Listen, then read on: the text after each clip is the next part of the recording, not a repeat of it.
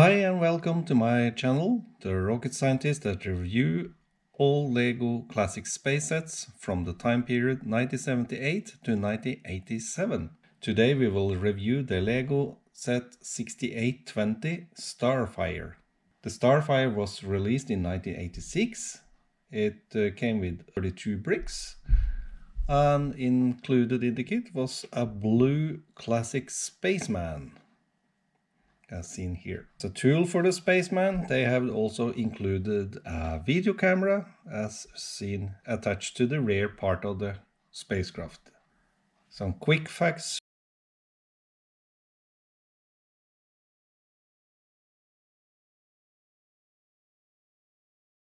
The weight of the craft was measured to be 25 grams without the astronaut on board.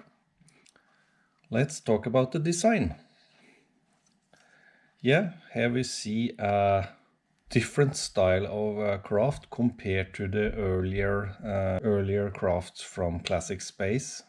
The craft itself looks quite okay. Never had it as a child. I remember the kit very well. Was not that big of a fan of it. Maybe the color scheme and lack of and this sloped part of the craft there was a little alien to me compared to the LEGO spacecraft I was used to play with. That said, the design is pretty good. It has a delta-shaped wing profile. It has a nose with an antenna in front here, which can be bent up and down. And you have an integrated antenna pieces here. And for controlling the craft, you don't have the steering wheel, you have two of these controlling sticks there, which are kind of nice.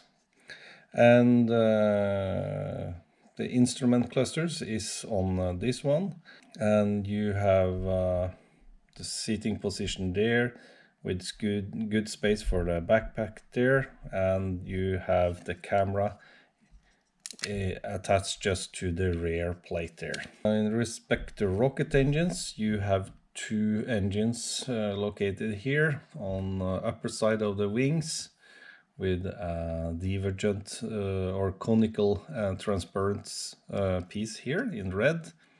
I'm not sure if they indicate a flame or if it's part of the nozzle, I don't know.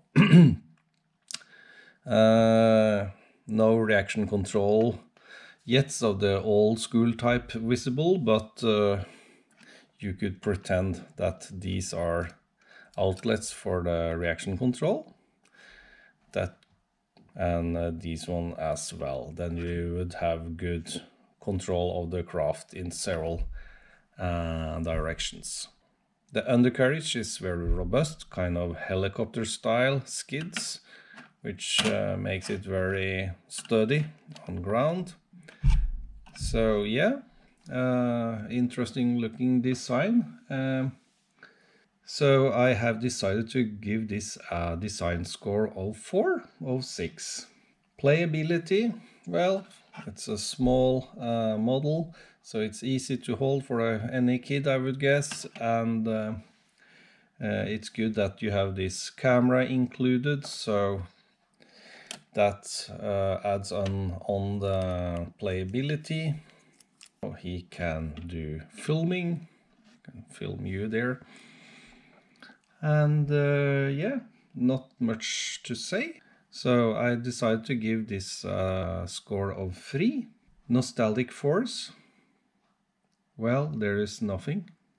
There's no nostalgic force from my side here. So I will just give it a score of 1. All in all then, we are up on a total toy score of 8.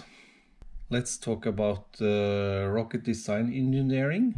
Can this craft or model of a craft be a realistic model for something that we would build and use? Well, They have wings here, which was kind of typical for most of these early Lego space vehicles. So again, this is an indication that this could fly in atmosphere.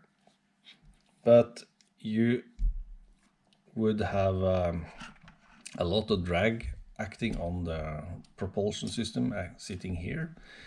So it could work, of course, but you would it's not much wing surface here, so this is to be operated in either very thick atmosphere, thicker than what we have on Earth, or you have to fly pretty fast in less dense atmosphere.